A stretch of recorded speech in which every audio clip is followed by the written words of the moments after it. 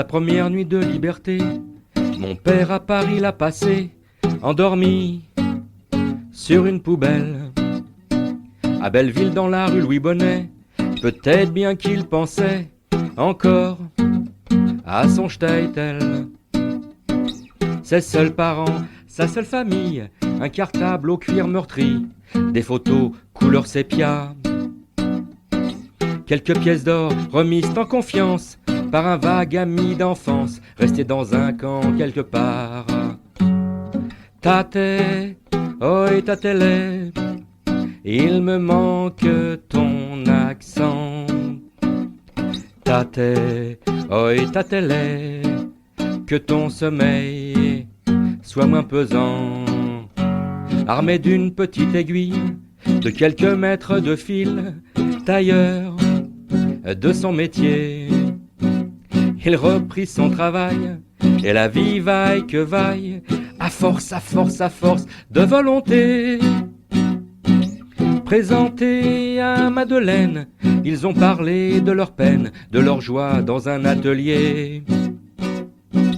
Leur seul langage, un bel espoir, entre un bonjour, un au revoir, ils ont fondé leur foyer. Tate, hoi tatele, il me manque ton accent. Les chroniques du Shtetl sur Seine, Tate, pour Yiddish pour tous, hoi tatele, par Jean-Claude que Lonca. ton sommeil soit moins pesant. Chronique du 22 février 2016, Velvel Sapirstein.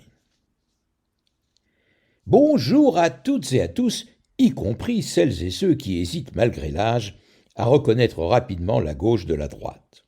J'avoue que lorsque je regarde une photo sur un journal, j'ai toujours un temps pour réaliser que si on dit que l'homme à gauche en partant de la droite, ou à droite en partant de la gauche, est X ou Y, je me pose la question. Est-ce à droite ou à gauche en regardant la photo de face, ou bien si c'est en me mettant physiquement avec les gens sur la photo et que c'est alors à ma droite ou à ma gauche? Oui, je sais, cette réflexion me fait penser que j'ai l'intelligence d'un Shadok. L'un des très bons amis de mon père s'appelait Velvel Sapirstein. Ils se connaissaient depuis l'enfance à Kalouchine. Velvel était venu à Paris très tôt, bien avant la guerre, et avait pu monter sa propre affaire dans la confection. Communiste en Pologne, il avait adhéré au PC et son nom de résistance était Monsieur Carole. C'est ainsi que ma sœur et moi nous l'appelions. Il avait eu le malheur de perdre son fils, Michel, interprète à l'OTAN, assassiné en 1967. Son épouse décéda de chagrin peu de temps après la perte de leur fils. Velv faisait partie des amis qui allaient le dimanche à l'épicerie Farber, boulevard de Strasbourg, mais il venait surtout fréquemment chez mon père. Il tenait toujours un transistor à la main pendant son déplacement depuis sa maison jusqu'au 10 rue de l'Ancry. Avide d'infos, il lisait toute la presse. Avec mon père, qui était bundiste, il refaisait Le Monde, disséquait les journaux et parlait souvent de littérature. Velvel a écrit parmi les plus belles pages dans l'Iskerbourg de Kalouchine. Quand Sami Starowiecki a traduit ses écrits, je n'ai fait aucune retouche, tant il savait exprimer et raconter merveilleusement, mais aussi avec justesse, des événements. Il est sur une photo dans le livre en compagnie de ses amis. Lors de l'enterrement de mon père en juin 1987, il a fait un discours improvisé, parmi les plus beaux que je n'ai jamais entendus pour dire adieu à un ami fidèle. Wie das Gessele, wie der Stieg, wie das Mädele, wemen ich oblieb. Ich will das Gessele, ich will der Stieg, ich will das Mädele, wemen ich oblieb. Ich will das Gessele, ich will der Stieg, ich will das Mädele, wemen ich oblieb. Na, na, na. Na, na, na, na,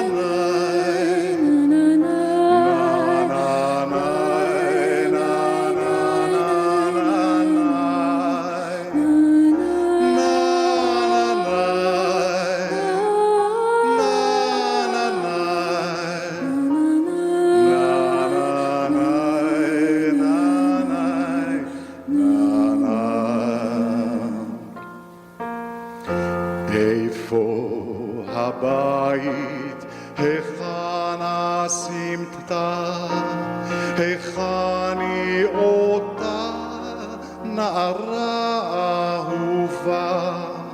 חרב לו הבית, נשאר רק כאב, והיכן הילדה שאני כה אוהב. חרב לו הבית, נשאר רק כאב, והיכן הילדה שאני כה אוהב. נה נה נה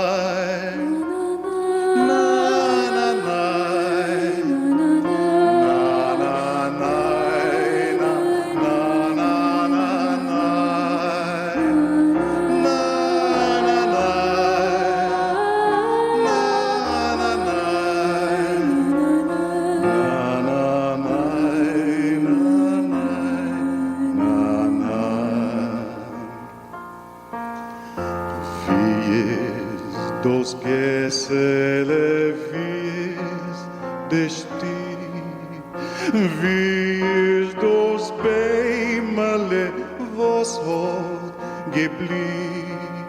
Gewähn du das Geselle, gewähn du der Stieg, wein ich mit Tränen und sing euch das Lied. Wie ist das Geselle, wie ist der Stieg, wie ist das Mädele, wo sich verblieb. Na na na,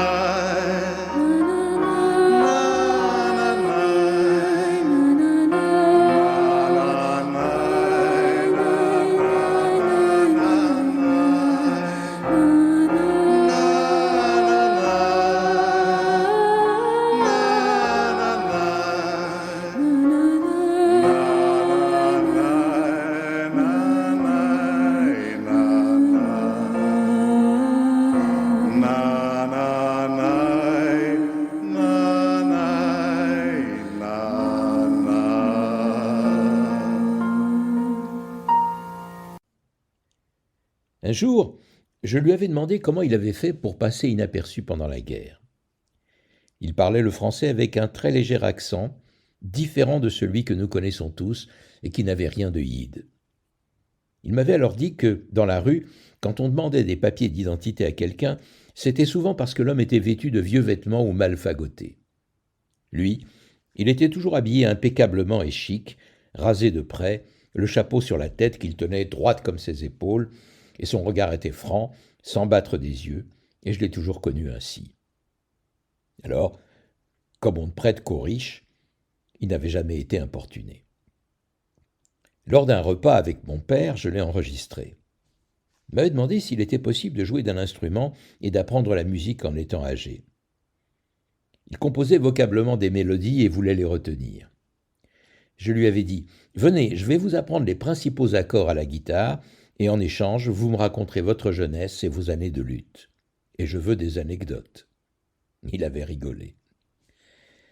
Peu de temps avant le décès de mon père, ils avaient fait une réunion et il avait oublié son transistor. Je l'ai appelé pour lui fixer un rendez-vous afin de le lui rendre. Puis, je lui avais rappelé son envie d'apprendre la musique. « Je vais voir », avait-il répondu. Je l'ai appelé presque toutes les semaines en 1988. Puis, du jour au lendemain, le téléphone sonnait dans le vide, et en ce temps-là, pas de répondeur. Quand Velvel était venu voir une dernière fois mon père dans son cercueil à la maison, celui-ci était fermé. Il tenait absolument à revoir mon père. En pleurant, il avait dit « Toute ma famille a été décapitée et je n'ai jamais pu revoir les visages des miens. » Alors, j'ai demandé à ce que l'on rouvre le cercueil, et il a caressé le visage de mon père. En 90, avec un homme de ma connaissance dont le beau-père était de Kalouchine, nous nous sommes rencontrés dans la rue. On a parlé des anciens, et comme je savais que Velvel était un ami de son beau-père et que lui aussi l'avait connu, je lui ai demandé s'il savait ce qu'était devenu Velvel. Clément, c'est le prénom de l'homme, me raconte qu'un homme qui était allé en Israël avait rencontré l'une des sœurs de Velvel et en la reconnaissant, il s'était adressé à elle et lui avait demandé si elle était une sœur de Velvel Sapirstein. Elle avait répondu oui, mais pour elle, comme pour Velvel, il n'existait plus personne de la famille. En revenant, l'homme a appelé Velvel pour lui raconter cette histoire et Velvel serait parti en Israël, ce qui expliquerait sa disparition. Dans les caveaux de l'amicale de Kalouchine, il y a une place qui est réservée à Velvel et elle est vide. J'ai cherché à savoir ce qu'il était devenu pendant des années, mais j'ai cherché en vain. Sauf que parfois, la vie permet de découvrir des mystères. La première semaine de février, Samy a rencontré un responsable de l'amicale de Minsk Mazowiecki. Nos deux Städtler voudraient se réunir. Ça se passe à la Maison de la Culture Yiddish, rue du Château d'Eau. Par un hasard, comme il en existe parfois, il y a une femme qui entend Samy parler de Kalouchine, alors elle lui dit que sa famille aussi est de Kalouchine. Samy demande quel est son nom de jeune fille, et elle dit qu'elle est apparentée au Sapirstein. Samy, qui sait que je cherche des infos sur Velvel Sapirstein, lui demande « Avez-vous un lien de parenté avec Velvel Sapirstein ?» Elle répond que c'était un cousin de sa mère. Samy lui dit qu'il y a une place pour Velvel dans l'un des caveaux à Bagneux. Elle dit à Samy que le cousin est enterré depuis bien longtemps dans un petit village dans le Midi, où lorsqu'il était tombé gravement malade, il était venu se reposer. Samy me donne les coordonnées de cette femme, et le 5 février 2016, je l'appelle. Elle a un rendez-vous dans quelques instants et me demande de la rappeler le lendemain à partir de 9h. 9h30, j'appelle sur le téléphone fixe, le répondeur. J'appelle le mobile, le répondeur.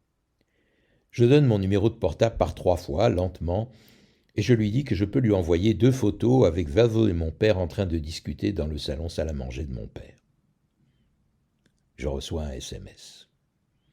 Elle s'excuse, elle est fort occupée et me demande de la contacter après le 15 février, ce que j'ai fait. Elle s'appelle Hélène. Je lui demande si la version d'une sœur de Velvel en Israël était vraie. Non, pas du tout. En fait, les parents d'Hélène vivaient en Israël, et Velvel venait souvent les voir, et en même temps, il allait rencontrer ses nombreux amis, presque tous d'anciens Kalouchiners. Hélène me raconte que dans les années 88, Velvel commençait à avoir des trous de mémoire. Le concierge de l'immeuble a appelé pour lui dire que son cousin a failli faire sauter l'immeuble en laissant le gaz s'échapper. Hélène fait installer une cuisinière électrique. Mais de plus en plus, Velvel n'a plus de notion et ne sait plus ce qu'il fait. Avec son époux, Hélène possède une petite maison dans le Midi. Velvel y va définitivement. Il repose depuis 1989 dans le cimetière d'un petit village du Sud. Ainsi, presque 30 ans sont passés, et je sais la fin de l'histoire sur Velvel, un grand monsieur si discret sur son passé. Papa me disait, mon fils, ces balles, ces feux d'artifice, et tous ces spectateurs, c'est pour louer ta venue et le chemin que j'ai parcouru. Papa, t'étais un beau conteur. Tate, oi, tatele, il me manque ton accent. Tate, oi, tatele, que ton sommeil soit moins pesant. Quand maman s'en est allée, après 20 ans à tes côtés, ce fut comme un coup de poignard. Tu n'osais pas me rapporter toutes tes frayeurs passées, tu faisais des cauchemars. Entre tes nuits et le brouillard, je venais te réveiller afin d'apaiser ta fièvre. Après une tasse de thé, tu venais pour m'embrasser, je voulais te donner mes rêves. Tate, oi, tatele, il me manque ton accent. Tate, oi, tatele, que ton sommeil soit moins pesant.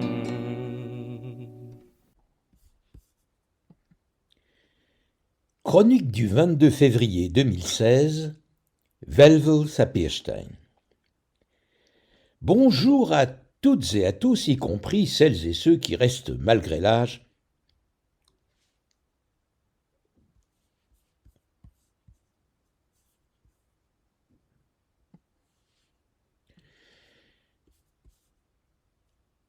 Chronique du 22 février 2016, Velvel Sapirstein.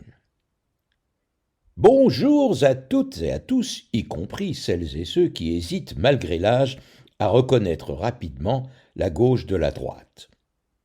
J'avoue que lorsque je regarde une photo sur un journal, j'ai toujours un temps pour réaliser que si on dit que l'homme à gauche en partant de la droite, ou à droite en partant de la gauche, est X ou Y, je me pose la question, est-ce à droite ou à gauche en regardant la photo de face, ou bien si c'est en me mettant physiquement avec les gens sur la photo et que c'est alors à ma droite ou à ma gauche. Oui, je sais, cette réflexion me fait penser que j'ai l'intelligence d'un Shadok. L'un des très bons amis de mon père s'appelait Velvel Sapirstein. Ils se connaissaient depuis l'enfance à Kalouchine. Velvel était venu à Paris très tôt, bien avant la guerre, et avait pu monter sa propre affaire dans la confection. Communiste en Pologne, il avait adhéré au PC et son nom de résistance était Monsieur Carole. C'est ainsi que ma sœur et moi nous l'appelions. Il avait eu le malheur de perdre son fils, Michel, interprète à l'OTAN, assassiné en 1967. Son épouse décéda de chagrin peu de temps après la perte de leur fils. Velvel faisait partie des amis qui allaient le dimanche à l'épicerie Farber, boulevard de Strasbourg, mais il venait surtout fréquemment chez mon père. Il tenait toujours un transistor à la main pendant son déplacement, depuis sa maison jusqu'au 10 rue de l'Ancry. Avide d'infos, il lisait toute la presse. Avec mon père, qui était bundiste, il refaisait Le Monde, disséquait les journaux et parlait souvent de littérature. Velvel a écrit parmi les plus belles pages dans l'Iskerbourg de Kalouchine. Quand Sami Starowiecki a traduit ses écrits, je n'ai fait aucune retouche tant il savait exprimer et raconter merveilleusement, mais aussi avec justesse, les événements. Il est sur une photo dans le livre en compagnie de ses amis. Lors de l'enterrement de mon père, en juin 87, il a fait un discours improvisé parmi les plus beaux que je n'ai jamais entendus pour dire adieu à un ami fidèle. Un jour, je lui avais demandé comment il avait fait pour passer inaperçu pendant la guerre. Il parlait le français avec un très léger accent, différent de celui que nous connaissons tous et qui n'avait rien de yide. Il m'avait alors dit que dans la rue, quand on demandait des papiers d'identité à quelqu'un, c'était souvent parce que l'homme était vêtu de vieux vêtements ou mal fagotés. Lui, il était toujours habillé impeccablement et chic, rasé de près, le chapeau sur la tête qu'il tenait droite comme ses épaules, et son regard était franc, sans battre des yeux, et je l'ai toujours connu ainsi. Alors, comme on ne prête qu'aux riches, il n'avait jamais été importuné. Lors d'un repas avec mon père, je l'ai enregistré. Il m'avait demandé s'il était possible de jouer d'un instrument et d'apprendre la musique en étant âgé. Il composait vocalement des mélodies et voulait les retenir. Je lui avais dit « Venez, je vais vous apprendre les principaux accords à la guitare, et en échange, vous me raconterez votre jeunesse et vos années de lutte. Et je veux des anecdotes. » Il avait rigolé. Peu de temps avant le décès de mon père, ils avaient fait une réunion et il avait oublié son transistor. Je l'ai appelé pour lui fixer un rendez-vous afin de le lui rendre. Puis, je lui avais rappelé son envie d'apprendre la musique. « Je vais voir », avait-il répondu. Je l'ai appelé presque toutes les semaines en 1988. Puis, du jour au lendemain, le téléphone sonnait dans le vide et en ce temps-là, pas de répondeur. Quand Velvel était venu voir une dernière fois mon père dans son cercueil à la maison, celui-ci était fermé. Il tenait absolument à revoir mon père. En pleurant, il avait dit « Toute ma famille a été décapitée et je n'ai jamais pu revoir les visages des miens. » Alors, j'ai demandé à ce que l'on rouvre le cercueil et il a caressé le visage de mon père. En 90, avec un homme de ma connaissance dont le bon-père était de Kalouchine, nous nous sommes rencontrés dans la rue. On a parlé des anciens, et comme je savais que Velvel était un ami de son beau-père et que lui aussi l'avait connu, Je lui ai demandé s'il savait ce qu'était devenu Velvel. Clément, c'est le prénom de l'homme, me raconte qu'un homme qui est allé en Israël avait rencontré l'une des sœurs de Velvel, et en la reconnaissant, il s'était adressé à elle et lui avait demandé si elle était une sœur de Velvel Sapirstein. Elle a répondu oui, mais pour elle comme pour Velvel, il n'existait plus personne de la famille. En revenant, l'homme a appelé Velvel pour lui raconter cette histoire, et Velvel serait parti en Israël, ce qui expliquerait sa disparition. Dans les caveaux de l'amicale de Kalouchine, il y a une place qui est réservée à Velvel, et elle est vide. J'ai cherché à savoir ce qu'il était devenu pendant des années, mais j'ai cherché en vain. Sauf que, parfois, la vie permet de découvrir des mystères. La première semaine de février, Samy a rencontré un responsable de l'amicale de Minsk-Marowieckie. Nos deux Städtler voudraient se réunir. Ça se passe à la Maison de la Culture Yiddish, rue du Château d'Eau. Par un hasard, comme il en existe parfois, il y a une femme qui entend Samy parler de Kalouchine, alors elle lui dit que sa famille est de Kalouchine. Samy demande quel était son nom de jeune fille et elle dit qu'elle est apparentée au Sapirstein. Samy, qui sait que je cherche des infos sur Velvel Sapirstein, lui demande « Avez-vous un lien de parenté avec Velvel Sapirstein ?» Elle répond que c'était un cousin de sa mère. Samy dit qu'il y a une place pour Velvel dans l'un des caveaux à Bagneux. Elle dit à Samy que le cousin est enterré depuis bien longtemps dans un petit village dans le Midi, où lorsqu'il était tombé gravement malade, il était venu se reposer. Samy me donne les coordonnées de cette femme, et le 5 février 2016, je l'appelle. Elle a un rendez-vous dans quelques instants et me demande de la rappeler le lendemain à partir de 9h. 9h30, j'appelle sur le téléphone fixe, le répondeur. J'appelle le mobile, le répondeur. Je donne mon numéro de portable par 3 fois, lentement, et je lui dis que je peux lui envoyer 2 photos avec Velvel et mon père en train de discuter dans le salon salle à manger de mon père. Je reçois un SMS. Elle s'excuse, elle est fort occupée et me demande de la contacter après le 15 février, ce que j'ai fait. Elle s'appelle Hélène. Je lui demande si la version d'une sœur de Velvel en Israël était vraie. Non, pas du tout. En fait, les parents d'Hélène vivaient en Israël et Velvel venait souvent les voir et en même temps, il allait rencontrer ses nombreux amis, presque tous d'anciens Kalouchiner.